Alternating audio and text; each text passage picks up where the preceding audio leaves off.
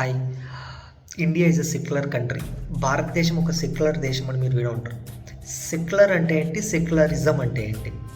సింపుల్గా చెప్పుకోవాలంటే సెక్యులర్ అంటే లౌకిక, సెక్యులరిజం అంటే లౌకికవాదం.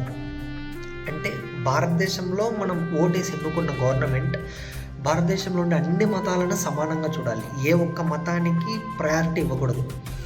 ఇక్కడ భారతదేశ పౌరులు వాళ్ళకి నచ్చిన మతంలో వాళ్ళ ఆరాధనలు జరుపుకోవచ్చు. గవర్నమెంట్ ఏ ఒక పర్టికులర్ మతాన్ని తీసుకొని మన పైన ఫోర్స్ చేయకూడదు, ఫాలో అవ్వమనేసి.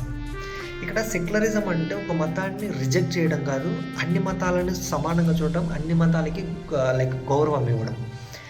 ఆ తర్వాత భారతదేశంలో ఒక వ్యక్తి సెక్యులరిజాన్ని వ్యతిరేకంగా చూస్తే ఇది తన వ్యక్తిగత అభిప్రాయం కిందకి రాదు. Under article 32 or 226 fundamental rights violation అది.